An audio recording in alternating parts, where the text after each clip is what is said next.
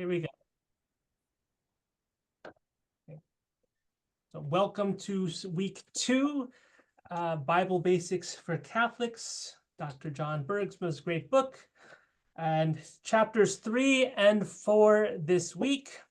Once again, I just put together just bare bones of some notes and some sketches like Dr. Bergsma sketches to overview again in much less detail the portions of the book of Genesis and Exodus these chapters are covering. So the first, just to know, all of the Abraham story is in Genesis, and then most famously, everyone probably knows by memory and by heart that the name Exodus means Moses, and the Exodus from Egypt, Pharaoh, Moses. It all begins with slavery in Egypt. So that's an easy demarcation. If you just remember that Abraham is before Moses, then you know that Abraham is in the book of Genesis, because Moses is all Exodus. All of Exodus is about Moses, pretty much. But we pick up salvation history here. I should have asked, I should say, I'm going to try to quickly mute everyone who's on the call, just in case anyone's not muted. Looks like I'm, might be, allow permits to, yes, all right.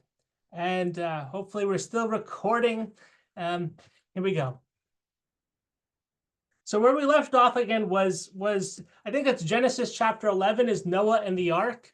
And here we have our sad statement. Noah was a failure in his role as Adam 2.0. He was supposed to relaunch all of humanity to be in communion with God, and his ark was going to be the source of life and right worship and holiness, and it doesn't go too well. So things don't improve as far as humanity avoiding sin and being faithful to God. The proof of this is in the Tower of Babel. So if we click through here,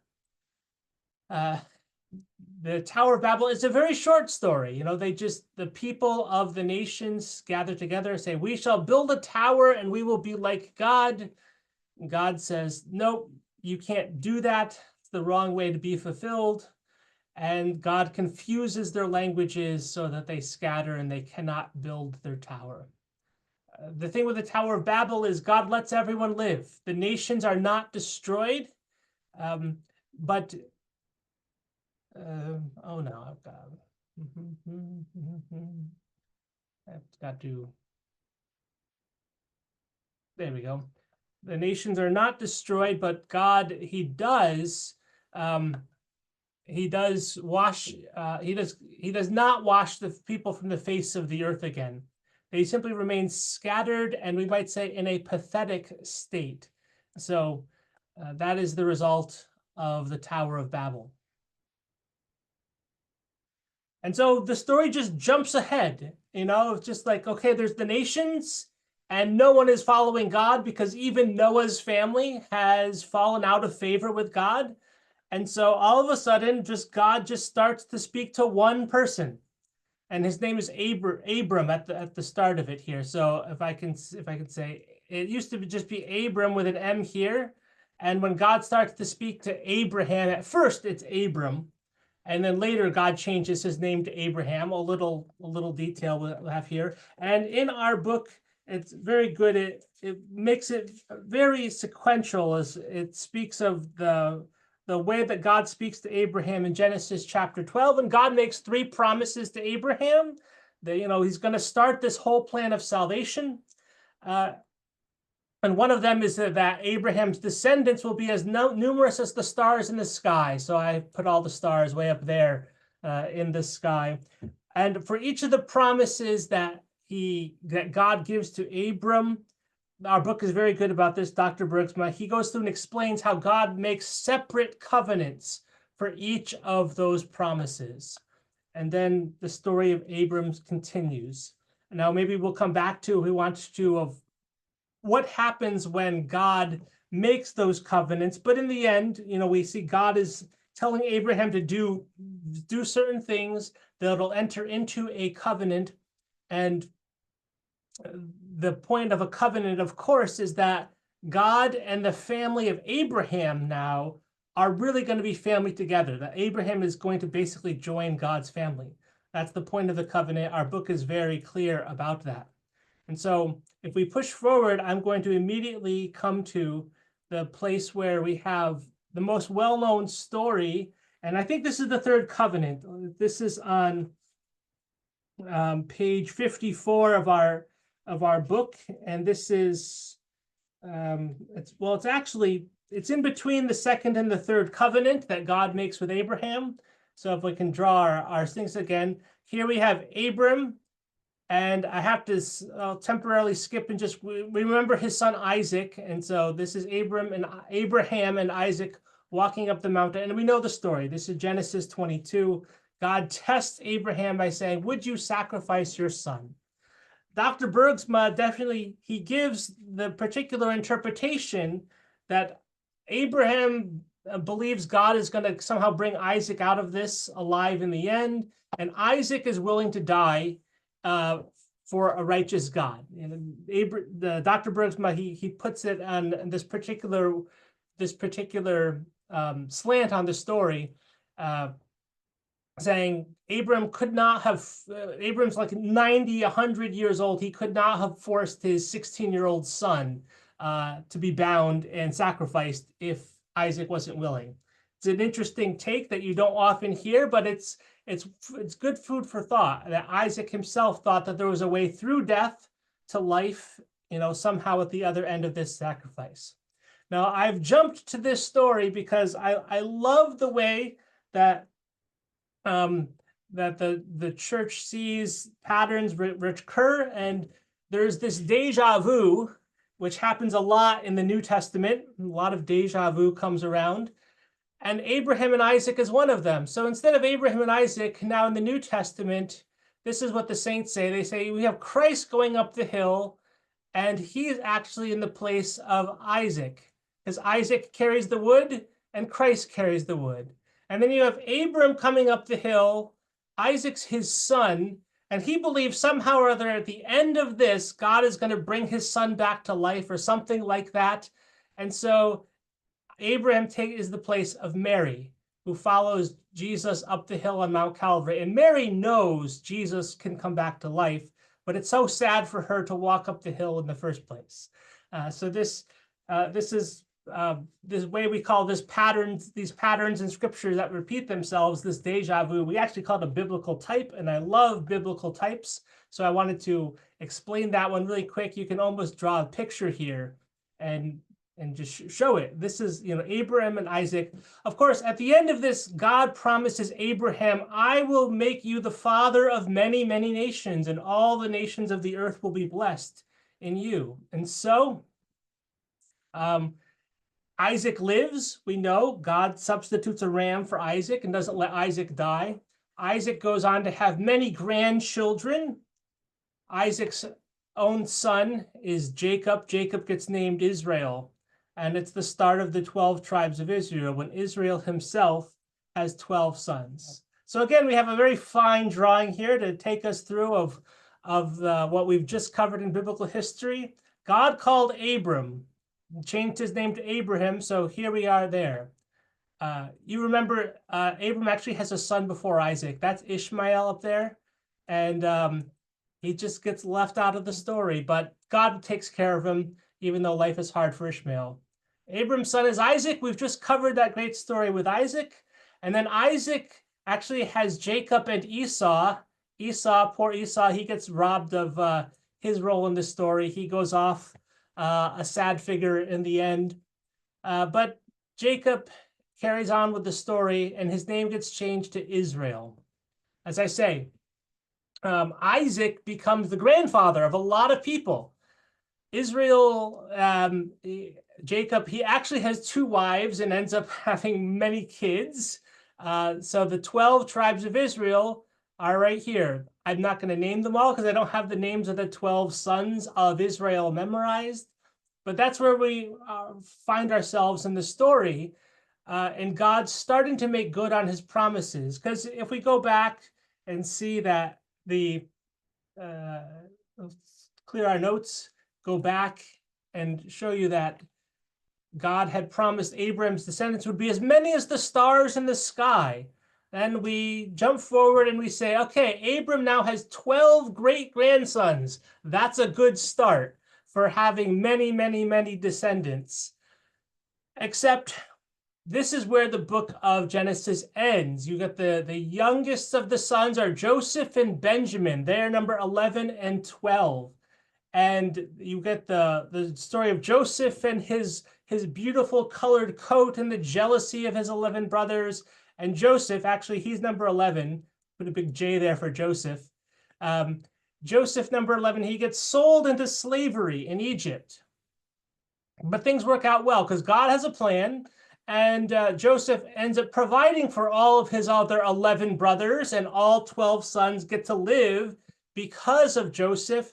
When the famine strikes Israel, Joseph has prepared all of Egypt to weather the famine, and Israel's children all come down and they live in Egypt until they get enslaved in Egypt hundreds of years later. A Pharaoh comes to power who does not know Joseph, and the Exodus starts. Pharaoh enslaves all of the Israelites, because at that point, after a couple hundred years, the 12 sons of Israel have now multiplied into almost a little nation. Pharaoh is jealous, so he enslaves them all. He doesn't want them to come to power. And we know the story of Moses begins. So I'm just going to hop, jump, and skip through the story of Moses because it's actually one of the most familiar. I love the page. We're into chapter 4 of our book here. I love the page where after Moses, he hears God's call in the burning bush, and then God sends Moses to speak to Pharaoh, and then the plagues start. The frogs, the boils, the sickness, the locusts, the days of darkness, and all that sort of stuff. And Dr. Bergsma does a good job of describing of how these plagues are showing that Moses' God can rule over all of the gods of Egypt. The gods of Egypt rule the Nile River. They rule the crops. They rule the sun. And Moses' God, the great I Am, has power to wipe them all out. And so this is wonderful. Page 67 in our book has a score count.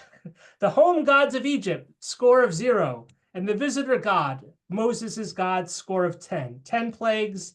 All the gods of Egypt are wiped out. And finally, Pharaoh, who is supposed to be a god himself, has to let the Egyptians go.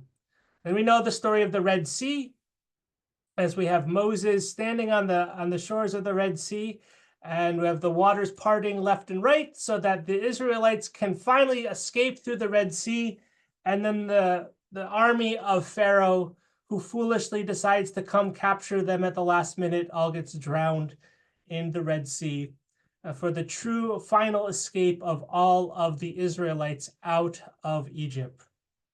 And then Moses in the desert, they start to make their trek to the promised land that was promised to Abraham way back when. And they make a big stop at Mount Sinai. We put Mount Sinai up here, and as our book says, there's even lightning bolts coming down upon Mount Sinai to make it all sorts of impressive. Moses gets the 10 Commandments and the new covenant. God makes a new covenant with Moses and the 10 Commandments.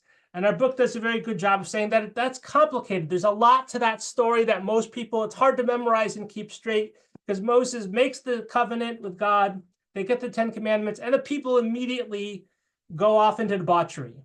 And so Moses has to go back and say, let's keep this covenant, let's remake it, and God gives more laws. And then, as the book points out, by the time you're done with the Exodus, God has just piled more and more and more laws on the people because he's trying to keep them in line, and they are not the type to really play nice inside a family, and God's trying to make a family out of them. That's the whole point of covenant, as it were, of course. So I'm going to skip. Oh, did we cover all of this? Let's see. Check. Moses is called by God at the burning bush. The 10 plagues, check. We've covered that. The parting of the Red Sea, check. The covenant at Sinai, check. There's Moses talking to Pharaoh. This verse, out of Egypt I have called my son, is invoked in the text because, God is trying to make a family out of the people of Israel, and he's trying to form them as a whole into a son figure, like Adam way back in the book of Genesis was supposed to be a figure like a son of God. I was going to check here. Aha. And I'm gonna dwell on this story for a second here. And just this quick comparison, I did this with Abraham and Isaac. I'm going to do it again with Moses, where there's a deja vu. If Moses, he gets called by seeing the burning bush. If the bush is here, then God is speaking out of the bush. The fire is God, but the bush is not consumed. The bush, we assume it was a natural bush, and Moses is speaking with God. And the fire is something that should completely obliterate and consume the bush, but it doesn't burn it and consume the bush. The saints say that this is a bit like the humanity of Mary. We have Mary here with her halo, the Blessed Mother. We'll put a little M on her there. She should be absolutely nothing compared to God. To be in contact with Jesus, who is God incarnate, it should obliterate human nature. But it doesn't. We have Jesus, who is God and Son of Mary, and Mary is not consumed by human nature. This is something that the saints say, is that the burning bush was actually a prefigurement of Mary. It's a type of Mary to come, and in Mary we see a deja vu of God entering the world with great power, but not in a way that consumes the human, the natural part of what's going on. So I'm going to come back here. So this is where we're going to conclude. The book of Exodus does not get all of the people of Israel, all of the peoples of the descendants of the 12 tribes of Israel. It does not get them into the promised land, the land that God promised to Abraham. But it provides them what should have made them happy. And with this, if you have your book in your hand, I can point you to perhaps go to page 82 and 83 of the book if you want to look at both this presentation and the book at the same time. Page 83 in particular reminds us of the covenants God has made in the Bible so far. And the first, the Garden of Eden. Adam and Eve were offered a covenant. They were offered a family bond with God. That's Eden 1.0 over here. I just like the computer language for some reason this week. And Adam and Eve break the covenant. They sin against God, no good. And then you have Noah comes along, and Noah makes the ark, and the ark is supposed to be a bit like a paradise where all of the good things of life are going to thrive. And as soon as they get out of the ark, things are going to be great. The ark is a little bit like Noah's church for his family. Eden 2.0 is supposed to be the ark, and the ark is supposed to bring paradise to the whole world, and it doesn't work. So our book does this great little thing where it talks about, well, you need a Garden of Eden again. You need some place where people are really going to have peace and harmony with God. And so God gives Moses the instructions for the tabernacle, which literally means a tent. As the book says, it's supposed to be another Garden of Eden, Eden 3.0.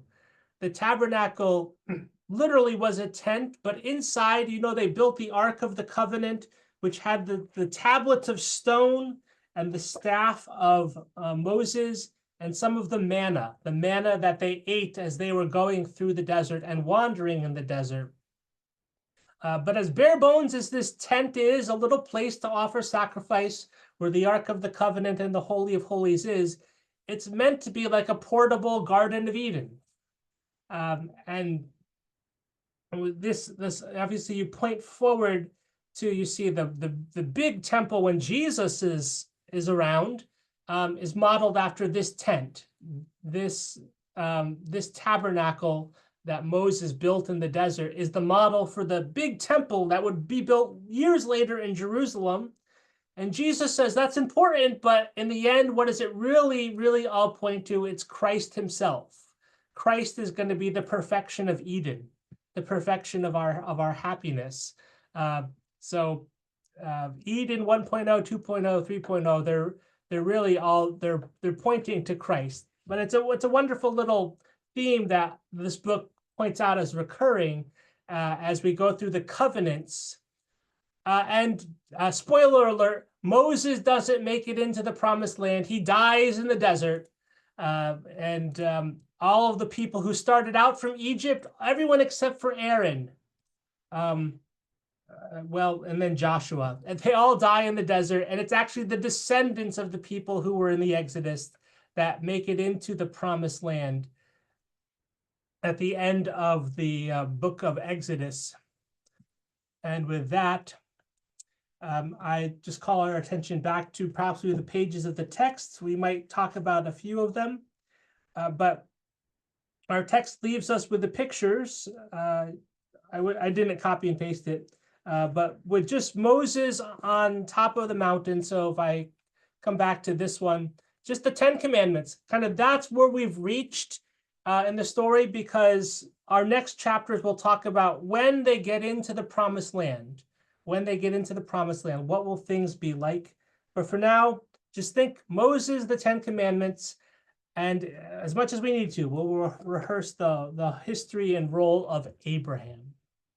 Wonderful. So I will wrap up our recording here, and the conversation and Q&A will have to follow after that.